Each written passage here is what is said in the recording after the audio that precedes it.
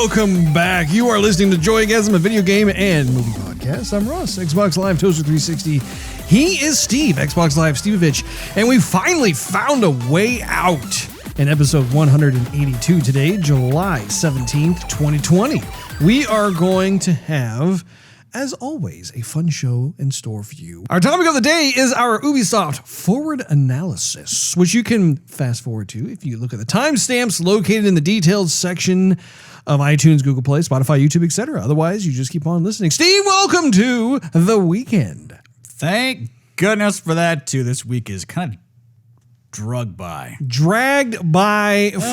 the Stevavitch. Man, I'm glad it's Friday. Friday is Friday. Everybody get down on Friday. Is that a song? Probably.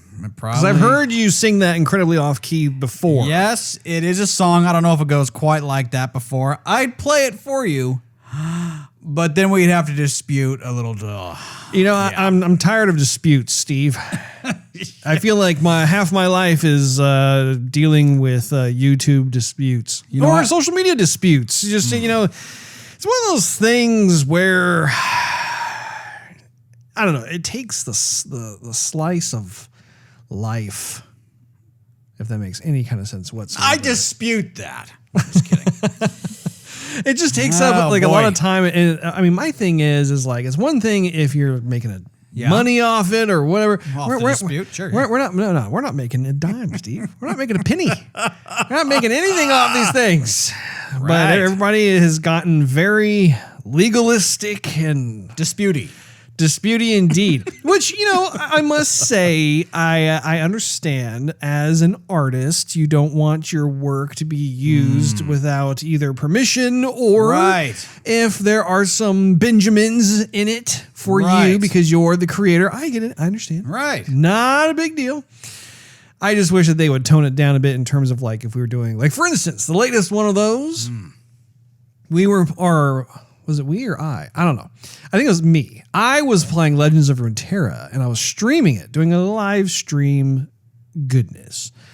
And I had to dispute it on Facebook with their Facebook Games platform. I'm thinking, wait, I'm playing a game. This is what this platform is designed for, is to live stream you playing a game. I have no control over, like, who has a gripe that I'm playing the game online. Yeah. Now, luckily, the good news of that particular one is that the person came back and they dropped the dispute. I saw that. Which was very nice. I was like, thank you very much. That was very kind. That was very practical, very pragmatic, very scholarly of them to do. Did you ask them if they were using common sense before they filed the dispute? No, I am always very respectful and professional when I see, I probably would say, are you stupid? Did you look into this first before you filed a social media complaint? See, I would rather just try and move past. Because once again, I find that there is a fair amount of my time spent on disputing disputes. And I just thought, you know, people, here we go. Here's just what's going on. Here's what's up. Can we get past this? Can we do that? Is that too much? No. Good. Okay. Thank you. You sound like Jeff Goldblum. I always love it whenever we do that in our previous episodes, do our Jeff Goldblum impersonations. It always puts a smile on my face. Right. So what have you been up to, Steve? Well, Russ, you know. No, I don't know. That's what I'm asking. You remember I had downloaded Final Fantasy IX. I do declare. I started playing it. And it is very slow to start. And it's going to take a minute. I am still in the beginning of the game. And since I have started to search through games to explore every corner, I'm doing that with this. Finding extra things, but I have literally... I think I just got past the very, very first part where like you are introduced to the princess. Like the very first thing you do in the game, like after the title screen, that's what I've done. And it's taken me like 3 hours. My gosh. Like to dole those hours out. Oh, that's funny too, because like the opening sequence, I remember watching the opening sequence on PlayStation back in the day when it was new, and I remember like all these renderings and stuff that were happening. I thought, well, it's kind of choppy, and it must be because the resolution is so high that the PlayStation can't take it without having a little chop here and there, a choppity chop, slap chop, We're in for some chop. and so when I'm playing it now on my Xbox One, it's still freaking choppy. And so it's like the chop was recorded into the cinematic sequence, and they went, we just got to throw it out there. There's no updates. The game's done. We got to go. Deadlines.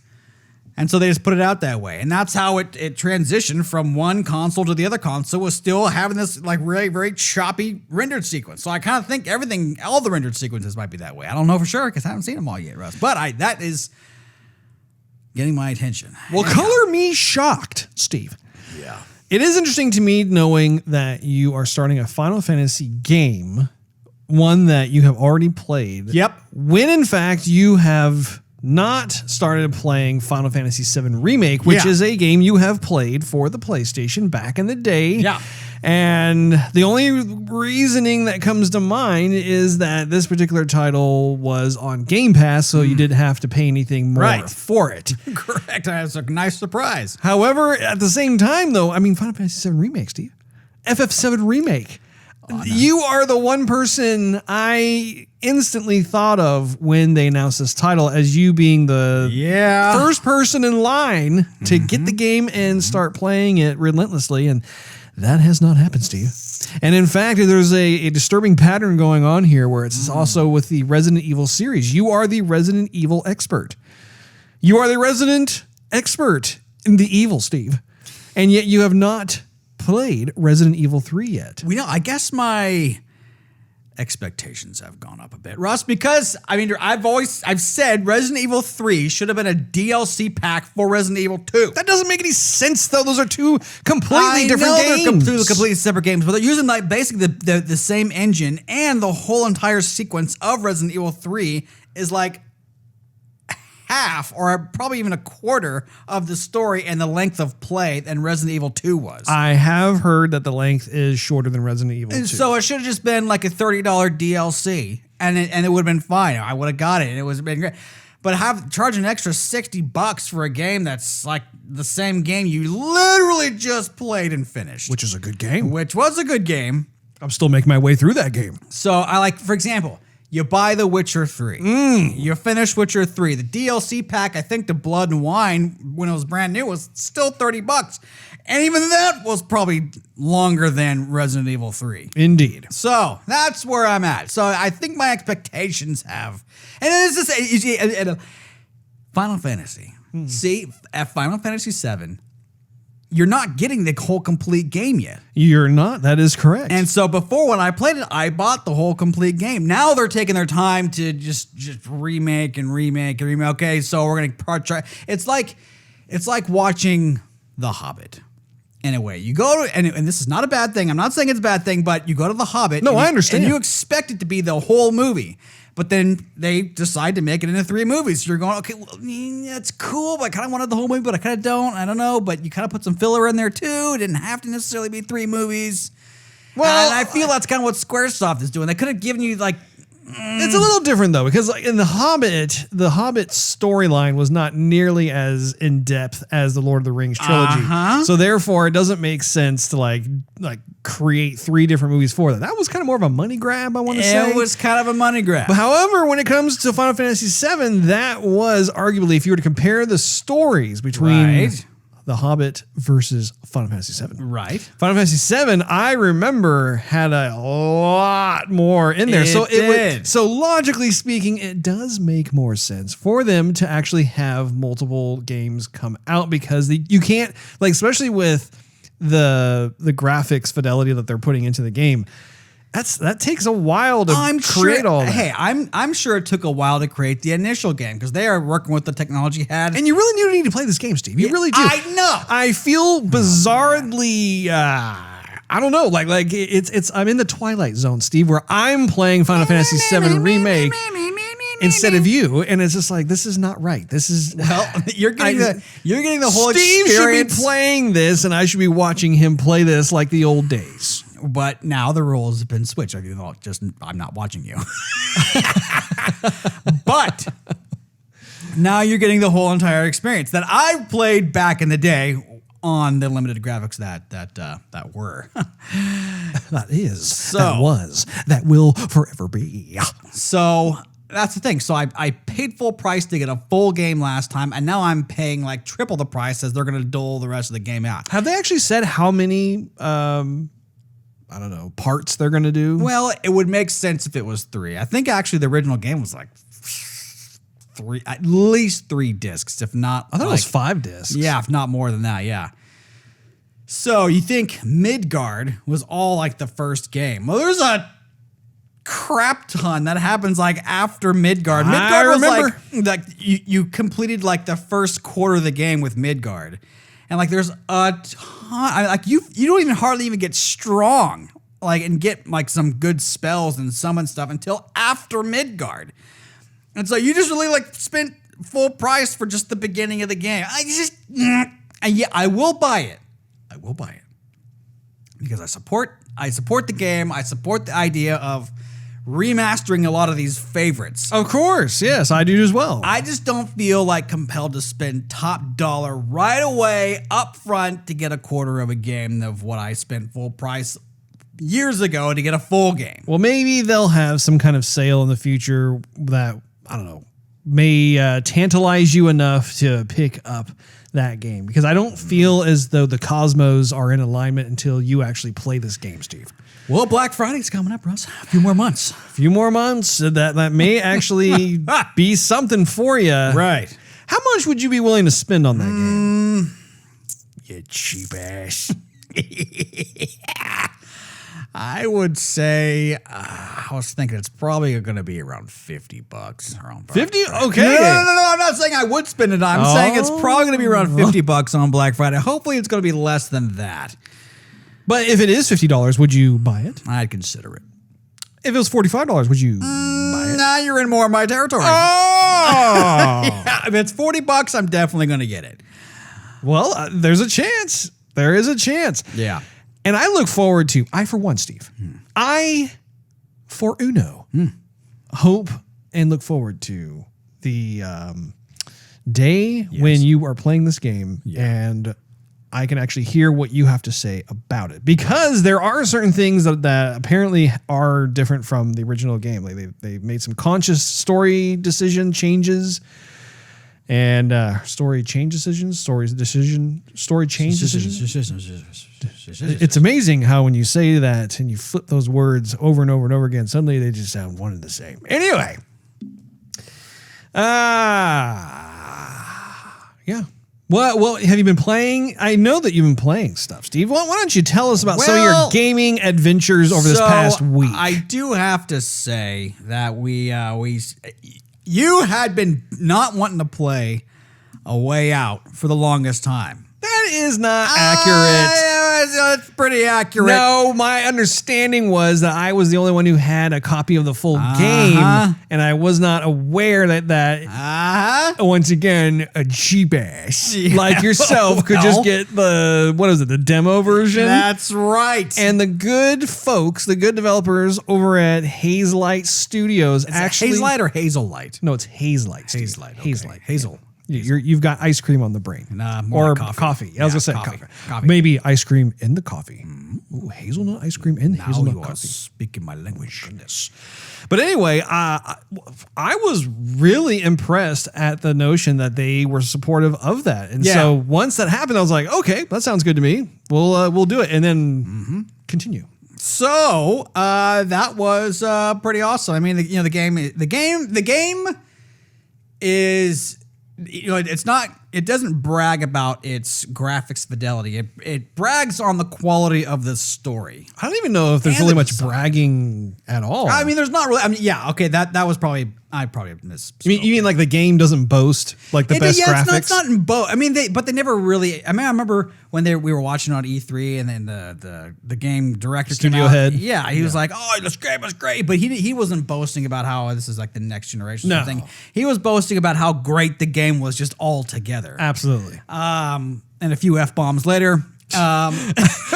Well, he actually had one of my favorite personalities. I think. Yeah, I've he witnessed. does. He's Yeah. very down to earth. Yeah. You feel like he's just talking directly to you. He's not doing the typical gel frosted hair tip. Right. You're gonna totally love this game. Roll it. It's not like that at all. And you can tell that he's a very thoughtful person. He in the sense that he likes to explore more of a story-driven narrative. Yeah. Which even with the game that they're working on now, once again, you can see that there a lot of thought has been put into who these characters are, what kind of interactions are going to take place, all within the confines of this unique story. So continue. So yeah, I like when he comes out on stage. When he comes out on stage, it's like, all right, now you got my attention. Now let's see what happens here. Anyhow, so the game's been great, but you have to play it with somebody else, of course. And there's tons of different aspects in the game. Some parts are definitely redundant, and that's fine. It's kind of whatever. But as far as like the sound and the story and the depth and what you got to do, when there was a surprise to the end. Yes, absolutely. I'll have to talk about that a little later there, right? Or we can talk about it now. That's what we Well, I didn't even expect I figured that would be kind of the lion's share of what we talk about during what we've been up to. Man, I mean, I thought, the story ended. Okay, you got it. Let me pause you there for a moment. So I don't know about you. What? When we started resuming the game, We didn't know where we were. I totally forgot. I'm like, okay. So to give everybody an idea, if you've played the game A Way Out, we resumed being at a construction zone.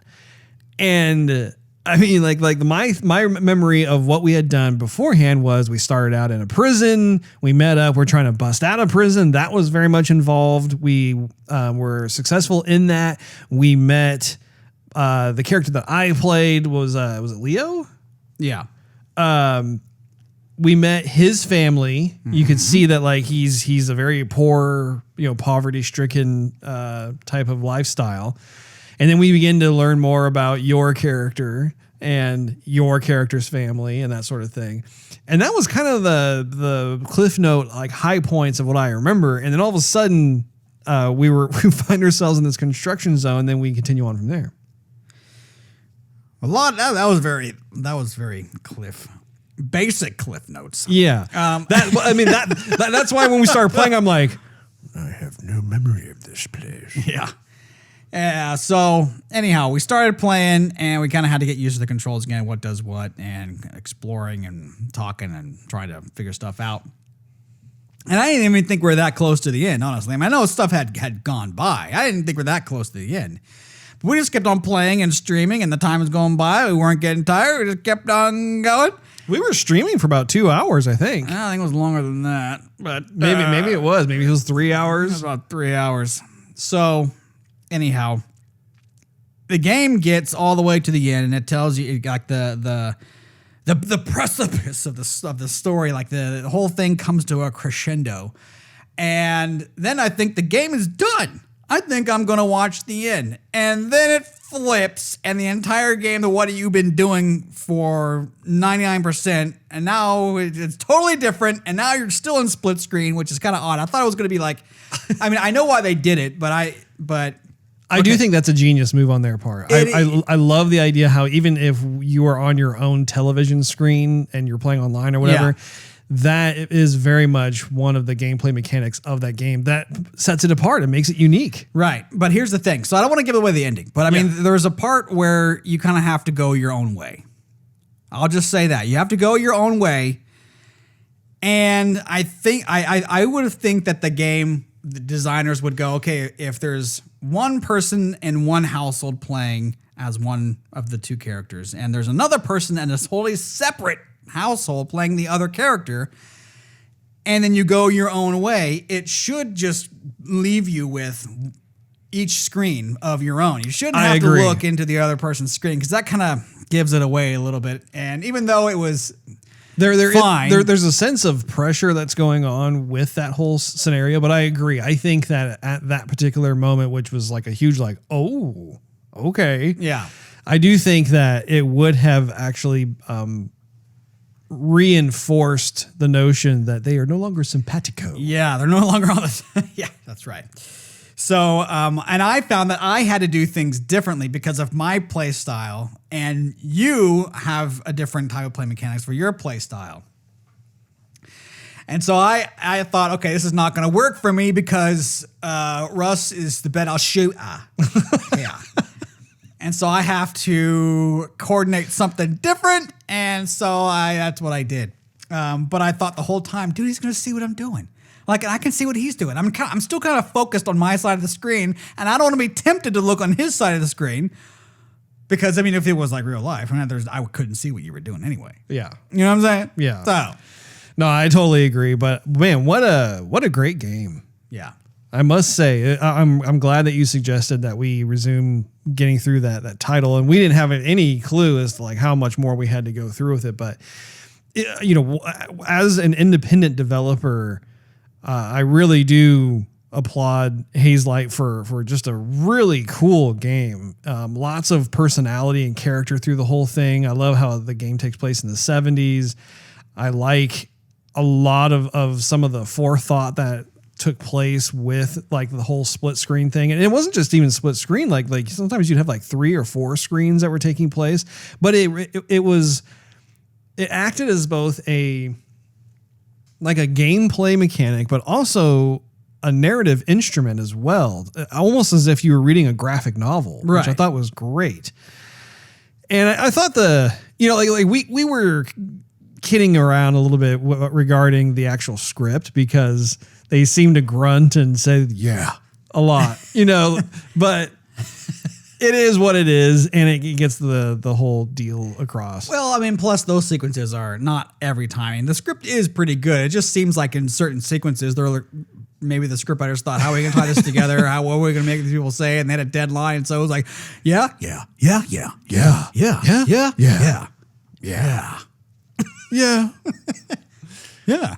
I think what they were going for, here's the issue is I think they were trying to leave certain things unsaid, but at the same time, I think the problem was that the graphics engine they were working with, it wasn't basic, but it definitely was, I don't know, something that I would see more for like a previous gen console game. Yeah. And again, I'm not knocking the game at all because I think it's a really stylistically cool game.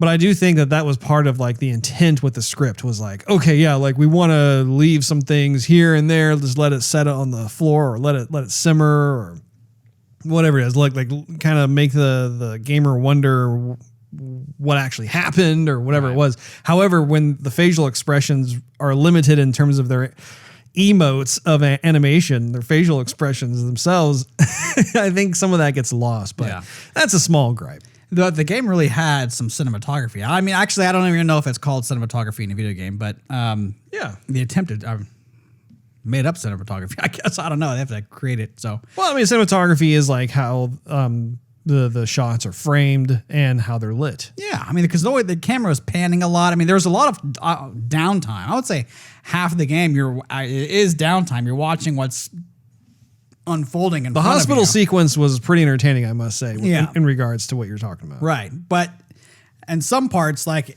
there was full screen of what you had to do versus what I had to do. And so then you're just sitting there watching me, and then I'm sitting there watching you. And then something would happen where the computer would take control of both characters, and they would talk, and we'd still be sitting there watching it, so. I wasn't bored in the least, though. I was thoroughly entertained during those sequences. So did you think the game was good, or did you think the game was great? I thought the game I thought it was good. I thought it was good. I didn't think it was great. I definitely thought it was outside the box. Let me put it that way. Yeah. So I had a ton of fun playing it, and I would say if you have a gaming buddy, then you would definitely want to play through this one. And it's probably quite a bit less money than it was last year, so it's probably on a good deal. But it's definitely cool. But if you're looking for a fast-paced, game, it's definitely not fast play. It's definitely not going to be your Fortnite. Definitely. But I guess like you were saying, it's definitely a unique experience. It's something that I'm glad that I was able to partake in. And anytime I think back, especially when the topic of indie developers comes up, I will. It's a game I will not forget. Right. I will always have an appreciation for a title like that.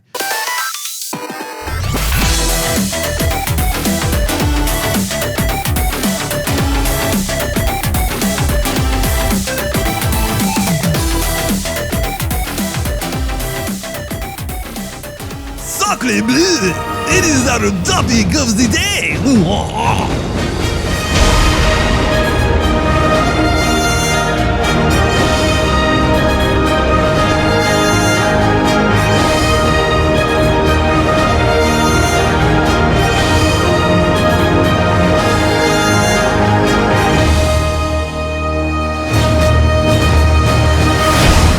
Our topic of the day is Ubisoft Forward Analysis. This is the show that Ubisoft put on earlier in the week that was essentially like their equivalent of a lot of the E3 shows that have been transpiring over the past month or two.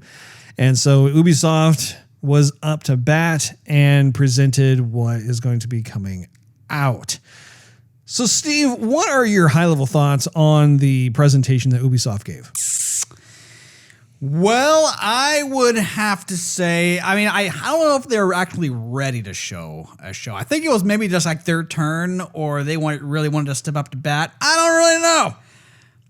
But it seemed like the show was also a bit rushed. I think they followed the parameters of you better show gameplay or you're going to have Dr. Disrespect you on a massive scale. But I don't know, it just seemed like they didn't have a whole lot of variety to show, and B, what they did show, in my opinion, for games that I like to play, I wasn't too excited about it. And thirdly, I think that the show actually was kind of a long time. Overall, it was a bit boring. I found myself, I just had to watch the highlights of the games because I just got tired of just kind of fast forwarding. There wasn't enough there for me to watch a lot of what the developers had to say, and it's nothing against the developers. It's just a game that I'm not really excited about, so I don't want to spend my time listening to how you made the game. And so then I thought, okay, well, the show had like this pre-show that lasted a long time. Like it was about an hour. I'm like, let's go. And then mixed with all of the segments with the developers and then the games, that was about another hour or so. And I just really wanted to see the games. I've been salivating for the longest time. Like, blow me out of the water here. We've been talking, they've been talking about Assassin's Creed Valhalla for the longest time. And it almost seemed like the footage they showed was almost like just in beta almost, or they were going back and forth between what it might look like on next gen versus current gen. And so in some sequences with Valhalla, it looked good, and then it just looked plain, and then it looked good again, and then it looked plain. And it just had me wonder too often, what am I seeing here? And are they capitalizing on all the hardware that's available to them to make this game the best it could look, or are they just using the hardware for what Assassin's Creed is known for, in my opinion, which is like the landscapes and like the cityscapes and all like the background? Because if you look at any of the last more than three Assassin's Creeds, oh my goodness, the cityscapes are, I mean, it's beautiful. All the architect, I mean, they've done phenomenally well. So anyhow, I was quite bored with the show. I did like the announcement for Far Cry 6. That got my my wheels turning. I wish I could see some gameplay of that, but they're going in the direction of Far Cry that I want them to go, and so that made me excited. But I'll stop there. Your thoughts, good sir. So it was a little confusing during the first 50% of the live stream because, to your point, it wasn't that the show had actually begun. They had this pre-show that was pretty substantial if you think about it, and I think because there wasn't communication ahead of time as to what the program consisted of, it's like my expectation was when I started watching it, okay, they're just going to go into the games. And so the games they were showing, I was kind of confused as to like, okay, is this something that is going to be coming out later this year or in a couple of years or whatever it is? Once I figured out, oh, okay, this is more of a pre-show. These are games that they're working on that are probably coming out very shortly or whatever it is. It's like, okay, I understand that. I will say I did appreciate the production value of their show in the sense that it was very professional in terms of its presentation, and the folks who were speaking, they didn't take too long. They were actually very accessible in their delivery. And I found myself being engaged in as to what it was they had to say regarding the games that they were about to show. So I do applaud them for that. And even, I like the idea of a studio or even a publisher that puts time into their very own pre-show, because I think if it's done correctly, then you can actually retain viewership in a positive way. And I think it's all about the content. Like what are you going to put in the pre-show that's going to keep people around and help build that audience in anticipation of when the official show kicks off. And I don't have a necessarily answer off the top of my head as to how to do that, but I liked what they were attempting to do in regards to that particular portion. I will say, in terms of the games that they showed, there really weren't, there wasn't like a particular game that made my jaw drop. And we'll go into like each one, because really they only showed, I want to say, probably 4 main console titles with 1 or 2 mobile titles thrown in, which again, it reminded me of EA games in that regard, where they have this very small lineup of games that they're showing, which leads me to another point, by the way, which there seems to be this trend among all the publishers where they don't want to show all their cards during the one show. It's like they're obsessed over having multiple shows. We know that Xbox is doing it. We know Sony's doing it. I'm not sure if EA said that they would have additional shows or not. But now Ubisoft has also come forth and said that they will have, in fact, another Ubisoft Forward 2020 show down the road. And I'm thinking, why? Like, why can't you just show what you have? And especially considering the traditional method of E3, at E3, like you bring forth everything. And I think as a gamer, I don't like waiting. In fact, it's kind of almost like the Final Fantasy thing that we talked about earlier, where they're intentionally divvying up what their entire roster of games that they want to show will be. And I don't know if I'd like that, because I tend to prefer more of the classic approach of just show us everything you got. Like we want to see everything you have right now. What do you think about that? No, I totally agree. I keep on thinking back to E3, I think about 2 years ago when, I think it was 3 years ago, when Sony had their show and they came out and they said, well, we can talk or we can show you the games. You want to see the games? And everybody goes, yeah. And then I think that's when they showed God of War and Spider-Man, Ghost of Tsushima. And they had all this stuff going on, and that was like the best show ever. And it wasn't that we didn't want to hear from the powers that be and the developers, because those are great people. But all this hype is built up, and we're sitting there chomping at the bit, waiting for the game. So why not just give us what we want? Because we're gonna love you for it. Why? And the thing is too, I just don't really understand why they have this pre-show when everything is pre-recorded.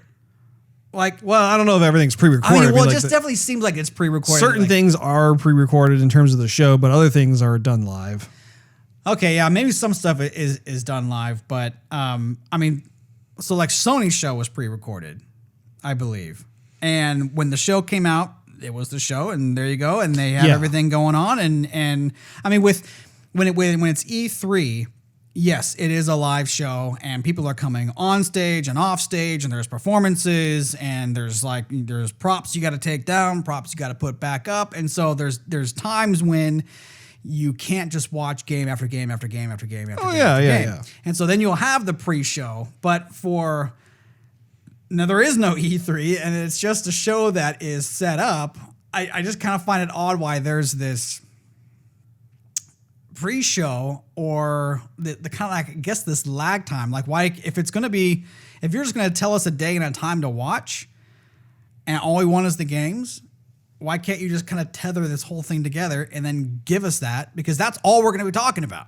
Mm-hmm. Why all this other stuff in the midst? And anyway, that's just me. I just had to say it, Russ. So the first title on here that they were showing was Watch Dogs Legion. And one of the things I found very striking about this is that the apparently the art direction, or at least someone who is a heavy influencer in the area of the visual aesthetic, was done by Alberto Mielgo, who was one of the concept artists on Spider-Man Into the Spider-Verse. You know, he actually was a part of that very early on, and he worked in the visual development for that particular film. And so you can see that his DNA is all over the visual aesthetic for this particular title, at least when it came to the pre-rendered cinematics. I mean, it was literally like you could remove that girl who had the mask on, who was like running through the streets in the city and being on top of the bus. You could put Miles Morales in his Spider-Man outfit and it would literally be just that. Which, again, is not necessarily a bad thing, because I actually am a big fan of that art style. But I will say, I think that they did such a tremendous job in owning that visual style with Spider-Man Into the Spider-Verse that to see that in a different property is a little odd, but it's not so odd where I don't think it works. Because I do think it does. I think it's interesting. But I have kind of a complicated history with the Watch Dogs franchise, in the sense that when the very first game was shown, I was supremely excited. I really liked a lot of what they were trying to do with it. But when the game actually came out, it was a far departure from what they were showing at E3 in terms of the graphics fidelity taking a huge downgrade. There were certain gameplay mechanics that they boasted about having that ended up not making it into the game. And it was just a watered down experience overall. It caused me to not even play the sequel. And so now we are on to part 3. And I'm not even sure if I'm going to try it out or not. I haven't written it off in terms of like not doing it, but I think I'd have to see a bit more, just because pretty much all they showed were pre-rendered cinematics. There weren't any actual like substantial gameplay that allowed me as a viewer to drill down and really understand, okay, what is the game about? What does it look like? What are you able to do now that you couldn't do before? And also too, I think that it has stiff competition with Cyberpunk 2077. There is a correlation between the two the games. I don't know where that came from. But maybe it's because Watch Dogs Legion take places in merry old London. But, there's a correlation between the two titles in the sense that you have hackers. You have the kind of that technological, in the future-y kind of motif that's going on. But I think that Cyberpunk 2077 does it a whole lot better. And I think that Ubisoft is going to be in trouble because they have not pushed the bar far enough in terms of what they can do within their world. Because, in my opinion, the world that they painted for Watch Dogs is actually really cool. But I think it becomes problematic in terms of, okay, how do you actually make it something that's memorable? How do you like it's one thing to like, I remember playing the original Watch Dogs game where you're walking down the street and you're able to kind of like see people on their cell phones. You can hack in their cell phones and see like how much money they make as a yearly salary and that sort of thing. It's like, okay, well, that is a novel kind of initial flash in the pan kind of thing, but it doesn't have a lot of substance to it.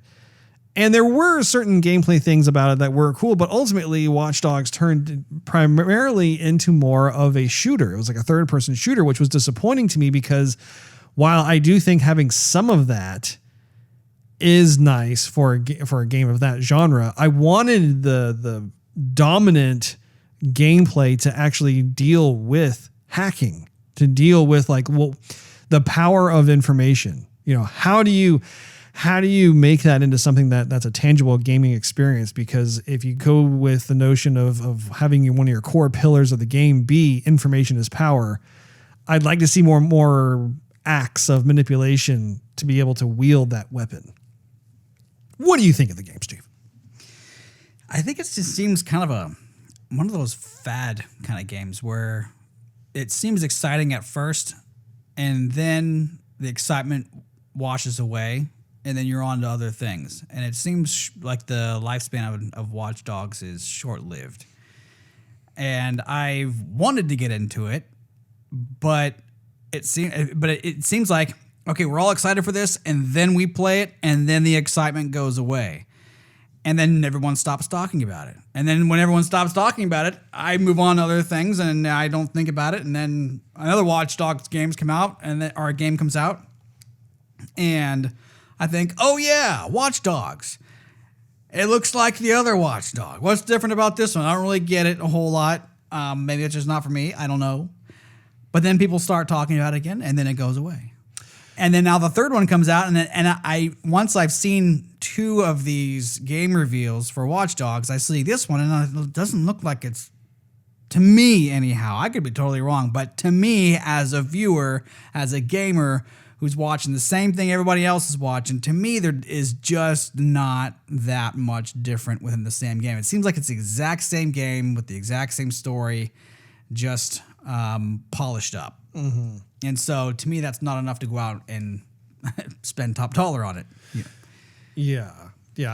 I think one of the issues I do have with it is there does seem to be kind of a played out approach with the characters themselves. I don't understand why every one of these games has to have these edgy characters, right? With like the neon pink mohawk and the piercings everywhere, and you got to wear a pig mask, and you got to, it's like that, the Motley Crue kind of thing. And I wish that there was a bit more thought put into how you could tell this story, because it doesn't have to always be that way. I think it would be interesting if they actually came out with a Watch Dogs where you flipped it in terms of like, you work at like, say, the NSA, or you work at some sort of government agency. You're someone who's clean cut, you're a law-abiding citizen, everything else, you're going through it. And it's all of these Motley Crue ragtag types that are causing insurrection and anarchy and everything else. And, you got to go through and try and figure out who's who and bring people to justice and that sort of thing. I think that would actually, have the potential to be able to inject some fresh life into a series like that. Otherwise, it's like, to your point, it's like you're kind of rehashing the same thing over and over and over again. So I'll see. There's a chance I might pick it up, but I'm definitely not crazy excited about it. So the second title was Hyperscape. One of the things that struck me right out the gate is it's kind of you could tell that there was heavy reference that was taken from 2 different movies. The first of which was Ready Player One. And I think it was a complete knockoff of the premise from that film, where, you don't like your real life, so you go into this virtual world, and now you're somebody, and if you make it and survive and everything else, then you can make a name for yourself and win freedom or whatever it is. But I remember turning to you and saying, this is totally Ready Player One when we were watching this. The other thing that I think is interesting is they have a gameplay mechanic in place where actual viewers who are watching people live stream this game can vote to have things happen during a match, which I think is actually pretty cool. I think it's interesting, that you're able to have something like this that works. I'm not even sure how they're going to implement that, because if you're on YouTube or you're on Twitch, I mean, you have all these different platforms that you can stream to. How are you going to ping their server to offset that? Maybe it's just texting a number on your phone. I don't think that would be wise though. Like just to your reaction. That I don't think people would be like, oh yeah, let me do this. So it's going to be interesting to see. But even that is reminiscent of Hunger Games. I don't know if you've watched any of the Hunger Game movies, but there was something very similar where like you had people who would watch the games, and if you fancied or supported or were rooting for one of the real life players who were trying to survive in the Hunger Games, you could send them certain types of tools or attributes or first aid or whatever it is to help them survive. So there is a parallel that I found with that when I was watching the trailer. I was like, yeah, this is also reminding me of the Hunger Games bit here and there. I do think that if they're able to pull it off, I think it's a neat concept. I think the question remains, will viewers who are into watching that actually participate to that extent? Because it's one thing if you have hundreds of thousands, if not millions of people who are watching all these different matches going on and they're trying to influence like what happens. But if you only have like a handful of people watching and they're doing things, yeah, it's still going to like influence it here and there, but I don't think it's going to have as much of an epic scenario, if you know what I mean. Yeah, I know what you mean. I was just kind of thinking that at this point while watching this game, I thought, okay, what are they going to do at this point? Because like that, whole hacking kind of sequence kind of comes through with particles and whatnot. Yep. But this title, you had to kind of think about it a little bit, because we just saw a city game where a lot of action was happening. The people are running around everywhere and getting offed. And, there's a bunch of shooting and running and a cityscape. And then we have another title, which is a little more sci-fi, but it's in the cityscape and they're shooting and they're running and they're jumping everywhere. And it's kind of, computer based and whatnot.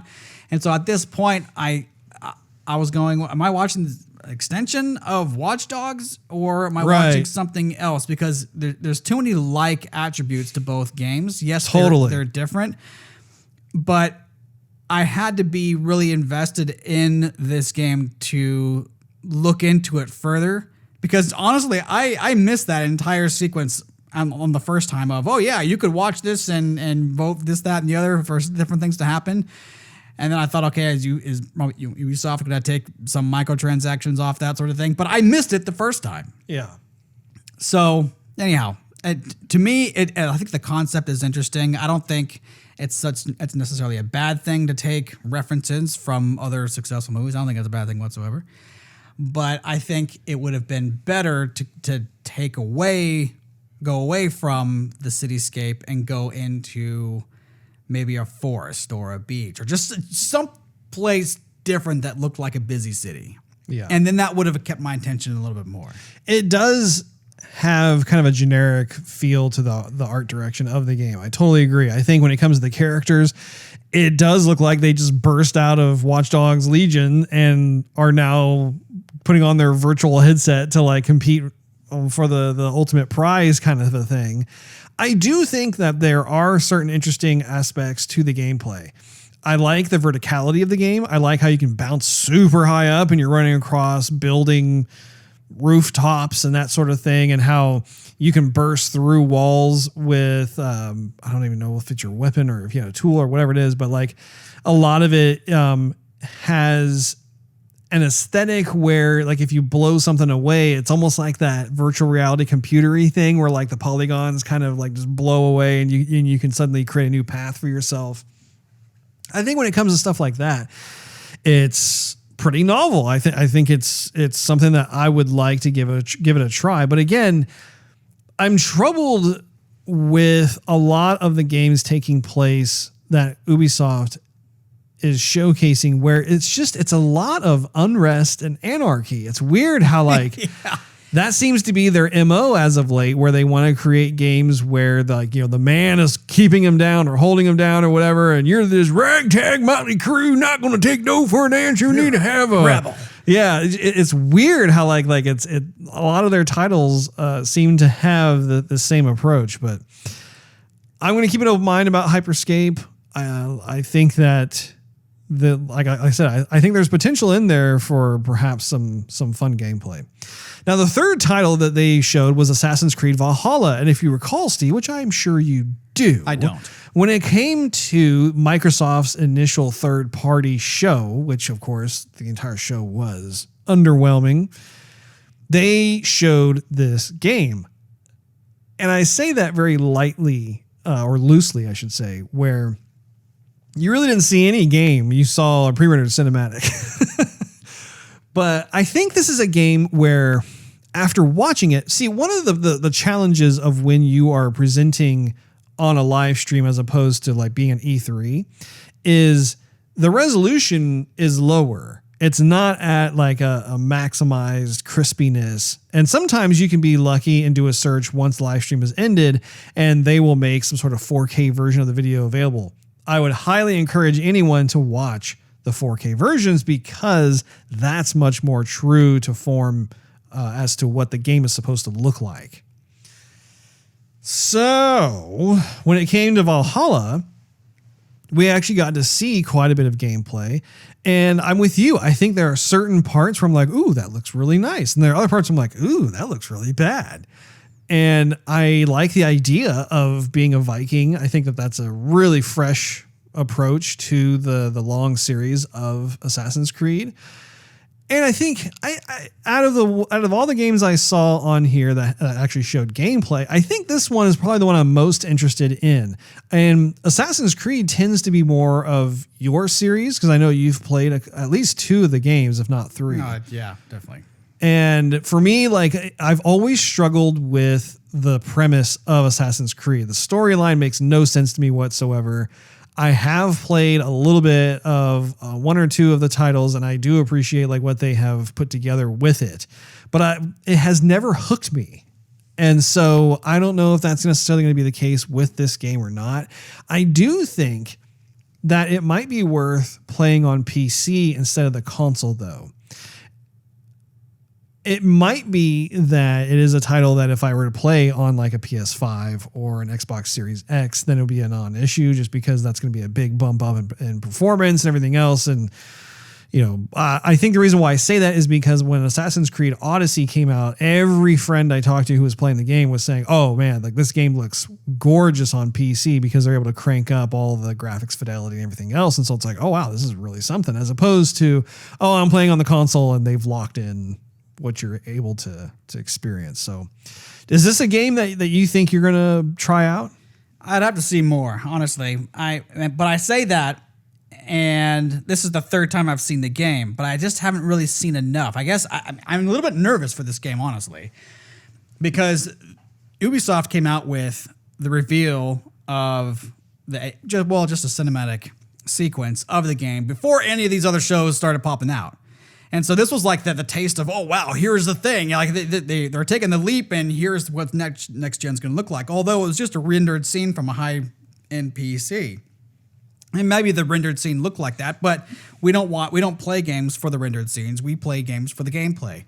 And so anyway, that was supposed to just be a taste. And so by the time Xbox showed it, we thought, okay, we have a taste. Show us the gameplay. And then they didn't really show us the gameplay. And so now we're seeing the game for the 3rd time. So now it's not surprising whatsoever. It's more like, oh, they're showing Assassin's Creed Valhalla again for the 3rd time. Okay, well, can you wow me this time? And then they show it, and it's a back and forth of, oh, that's beautiful. Oh, that kind of sucks. Oh, that guy's mouth movement doesn't even match his voice. What is going on? Can I just say, Ubisoft has always struggled with facial animations syncing up to the voiceovers. I don't understand why that is, because Ubisoft is a talented publisher, but for some reason, they just cannot get that figured out. Well, anyhow, so it went back and forth, and now I'm not really excited about the game. I'm either stale on it, or I don't really know how I feel about it, because it looks like a rushed next-gen game at this point. And if they don't have the mechanics down, because you see it, I think, which one was it? The first Assassin's Creed game that I got for the Xbox One was the one that was in France. And I think that was Syndicate. I could be absolutely wrong, but it was the one that was held in France. And they were having tons of bugs with it. Like, the game had to have a bunch of updates, and then eventually, I don't know if they stopped updating or they just gave up on it and moved on to other things, but like, you would parkour on different rooftops, and then you were there, and then you weren't there, and then you were just climbing in the sky, and then like people's faces would strip apart, and you just see like eyes and some like mouths moving. You're like, what is happening? So anyhow, so that's where I'm. Put down the mushrooms. That's my reference for Assassin's Creed just getting on the next gen. And I know that they probably want the reputation of like, yeah, we're working on next gen titles, and our title is going to be released with, at the same time the system is, or whatever, soon after. But that being said, and what they're showing is not that exciting. I just need to see more before I want to stand in line or go, get myself a hard copy of it, or spend top dollar. Again, it's just like this repeating sense of, what else do you have? Is if take Cyberpunk. Everything they've shown me on Cyberpunk, it's like, yes, please, take my money. And how much have we seen for Cyberpunk? And I am excited. We have literally seen hours worth of gameplay. Exactly. And I'm lapping it all up, and I want this game so bad. And that's how, to me, yes, I will wait in line if there's a line. I'll go to GameStop and wait in the rain if I have to get a game on the first day. And I have absolutely no problem doing that. But I'm not going to do that with Assassin's Creed Valhalla from what I've seen in the last few months. Sure. I'm just not. So I'm not ruling it out. Like I said, I'm keeping an open mind. Like, it's kind of a little common thing we're saying on the show. But they do have to come out with more, and they can't have the bugs, and they need to make it look next gen, just not next gen here and there. Yeah. Makes sense. Now, they came also out. Well, okay. Before I get to that, they had a couple of mobile titles that they were showing, one of which it looked like it was almost like a Team Fortress 3-ish type of game with like different characters that maybe were loosely based off of other Ubisoft properties and stuff. I honestly found this to be a little disturbing, because apparently the game is rated T for teen, but it's clearly a shooter. And I mean, the types of classes you have, you have sniper, you have your assault, your defense, your special tactics, and that sort of thing. But it's weird to me how, I don't know, like there's kind of a ferocity, at least when it came to the pre-render, because we didn't actually, once again, we saw no gameplay. It was just a pre-rendered cinematic of what was going on. But it even though it had more of that Team Fortress kind of art direction to the game itself was decidedly more militaristic. I mean, it was definitely more of a realistic feel to it. And I think that's what's throwing me off, is like, man, I don't think this is appropriate to be able to have a game like this be T for teen. Was that the Tom Clancy one? Yeah. Yeah. So anyway, there was that. And then they had another game too, and honestly, I don't even remember what it was. Well, it seemed like the way they presented that too was taken from a previous game or other previous games. I remember either this year or last year, and I don't remember the game, but I remember a bunch of folks running about the city, and you would have folks that were, kind of parkouring a little bit, and then they would shoot something or somebody, and then that person would get capped, and then, you would see the person who capped that one individual, and then someone else saw them, and they would radio in some sort of thing, or they had a bazooka, and then they would shoot, but then someone else would shoot that sort of thing again and again and again. And I I remember that sequence happening a couple times. When I saw this, it looked like the game I had seen months ago, only with a different kind of like art direction for the characters. And so again, it kind of fell flat for me. I actually missed it that was mobile. I know that they were advertising some mobile games, which I thought were kind of misplaced in a way. But I missed that game altogether was mobile. I didn't know what I was watching. It felt like I was watching that same thing I watched months ago.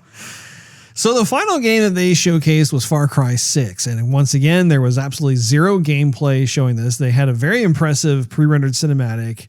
And I'm a personal fan of pre-rendered cinematics. I like them quite a bit, especially in my games. However, when it comes to E3 or the time for E3 type of presentations, I really want to see gameplay. That's where it's at. And you have, once again, this is a series that you've played at least a couple of titles in. I think when it comes to the setting, I find it interesting. I like how it's apparently it's set in Cuba, and I like the relationship of kind of the father-son thing and the insurrection. Once again, insurrection going on, and how do you civil unrest and anarchy, everything else. Now this one actually plays into what I was talking about earlier, which is it would be nice to have a different type of fresh approach to how, like, instead of from the rebel or anarchist perspective or downtrodden, however you want to describe it, now you're taking it more from a place of power and looking down, and how do you mitigate that? What do you do? At least that's what the cinematic was communicating to me. So this I have not played any of the previous Far Cry games, and this one actually is a toss-up between this and Valhalla in terms of which game I'm interested in. Just because with Valhalla, we actually did see quite a bit of gameplay. So I'm like, okay, I'm interested in trying this out. With Far Cry 6, the premise alone was something that I want to get more exposure to. And I don't even know, did they say when the game is supposed to be released?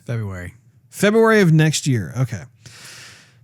Anyway, I may find myself, depending on what the reviews are and how the gameplay shakes out, I may have that be my very first Far Cry 6 game. But in terms of what you saw, what did you think? Yeah, I definitely went back to what I like with Far Cry. I've played 3 and 4, and I actually really do like 3 and 4. 3 more so, but I should say I knew nothing about Far Cry other than that it was a title that I've seen on the Best Buy shelf or whatever for the longest time, and I don't know why I think maybe I watched an Angry Joe episode or a review or something on it, and I thought, that would be interesting. And I looked at some more YouTube reviews, and that's literally what I went on. And I left the house that day, went to Best Buy, picked it up for like $30 because it was older at the time, and went home, played it, and I loved it. I'm like, when's the next one coming out? And so you were always, somebody who was in like this third world country and had to make the best of what you had, and play on the right side to have human rights or democracy, or stop the civil war in a way, or take out a tyrant or a dictator or something. And I liked that. I thought I loved the graphic style. You're always out like in the jungle or something, and the animals were against you, and the bad guys were against you. The bugs were against you. Yeah, the bugs were against you, and so the ants were against you. And I don't know. I'm a nice guy. Why does everybody hate me? What did I ever do to you? I just got lost here. Now I'm caught up in all this crap. Anyhow. And so when I didn't care for the story or being in Montana necessarily with the last one. And then, I don't know, with that DLC, who even knows what they were trying to do? I'm like, I don't even know. But this one seems like it's going back to what I like about it. And I think it'd be one thing if they stayed in Cuba, like within the town. But from the little bit that I've read, it seems like you're exploring different parts of Cuba. Yeah. And so you're going to be in the jungle a bit, and maybe we're going to see some beaches and water and stuff, and just wildlife. And that's what I've liked about the other games. So what I've read and what I've seen, yes, that's a pre-rendered. I get it. But the cinematic was good and the story elements were good. And so far what I've read is good. So that one's got a thumbs up for me. Well, that's good. Would you say that is actually the game you were looking forward to the most from what they showed? Yes, actually. And I should say too, I was doing some looking around on the Forward show before it happened, and somebody in what was it, Hong Kong? I sent you the link. I forgot where it was. Yeah. And they had already posted it, so I went, oh, for critique. And so then I already kind of expected them to release it. I wish I would have never seen that though, because I would have gone pretty crazy when that happened. Well, so in conclusion, for my side of things, I thought that they had an okay showing, but it was very heavy on flash and very light. Flashbang, yeah. And very light on substance. I do think what is disappointing and troubling about where Ubisoft is at this point in time, at least when it comes to the roster of games, is they seem to be very obsessed with this third-person shooter genre. Where, you know, if you look at Watch Dogs Legion, or if you look at, Valhalla's there's no guns in there, but it's more of a melee fest. You look at Hyperscape, even Far Cry 6 is more first-person shooter as opposed to third-person. We didn't see any gameplay for that, but the mobile game that they were showing too, that was kind of reminiscent of like a super violent Team Fortress game.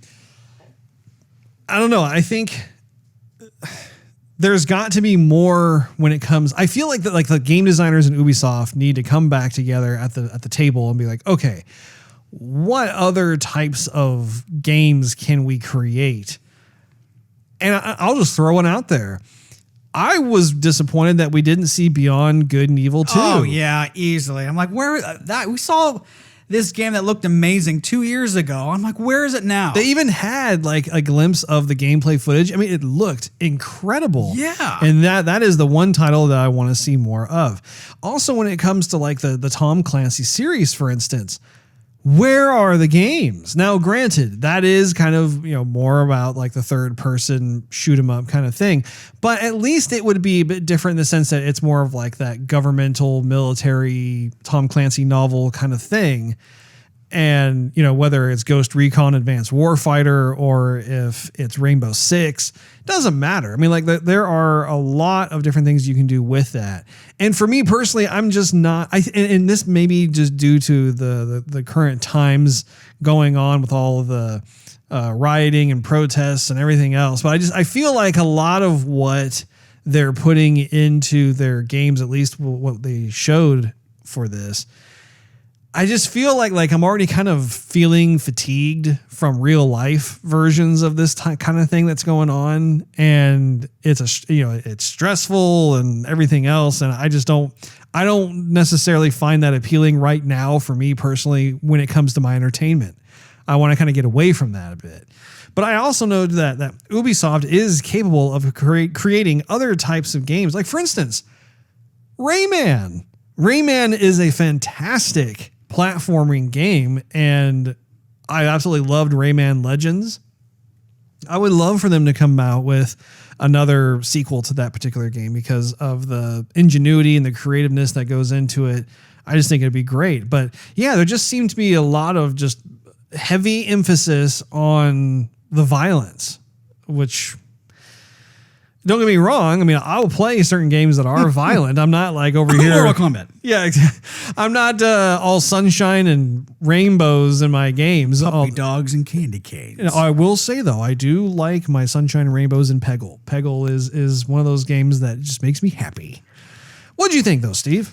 Any of your concluding thoughts? Yeah, I'm just with you on it. I at this point, I am a bit nervous about the next generation systems that are coming because we've had a lot of hype. We know what they can do. We're being told that this is going to be this quantum leap.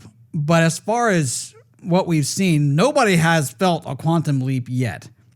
And maybe the next step, Microsoft show that's coming on the 23rd is going to be, no holds bar. Here's what we've been showing you, or here's what we've been waiting to show you, and we're all going to be blown away. Who knows? But, and I guess maybe it's fair to say that not every title that they are going to show is going to be a winner. Well, of course not. Right. But at this point, I would have liked to see, okay, maybe I'm not going to get that game, but wow. Oh my gosh. Wow, does that look amazing? Wow, does that look cool? We haven't had that at all. I mean, even Cyberpunk, the gameplay looks fantastic. The graphics look great too. But I feel like we haven't seen it running on like next gen hardware. You know what I mean? Like I see it running on like current gen stuff, and they're still trying to finish the game. So we're not going to know. I mean, it continues to look better and better every time they release something. Right. But at this point, I definitely am nervous. We've seen quite a few games that have been released on both sides of the aisle, PlayStation and Xbox. We've seen our third-party titles available for both systems, and I am just not seeing it. And I feel like my excitement is plateauing. Like it's not going up, it's not going down, but I'm not nearly as excited when one of these shows comes out because I'm being let down in a sense. Well, absolutely. And I think too, especially when you think about how these systems are probably going to cost somewhere in the vicinity of $450 to $550. That's probably where the systems are going to be price point wise. And the games themselves reportedly are going to cost $70. It's going up by $10. Man. So there's got to be something there that is captivating and makes me want to be able to spend that kind of money. Otherwise, I can wait. Like if the games that are coming out are not really going to be pushing the bar that far, and I have my Xbox One X that's going to be close enough. I don't know. I mean, I really think I'm with you on that. I do not. Again, I just want to drive this point home. I do not understand or like this thing of kind of doling out the shows where like Ubisoft's gonna have another show in a couple of months and Microsoft's gonna have another show. And it's like, guys, stop. Just have one show where we see everything you're working on, and that'll be it. And then later on, like if you want to drop something that's an update that places like IGN or Polygon or Kotaku can pick up and run as a news article, like, oh, Microsoft shows, latest footage of blah de blah.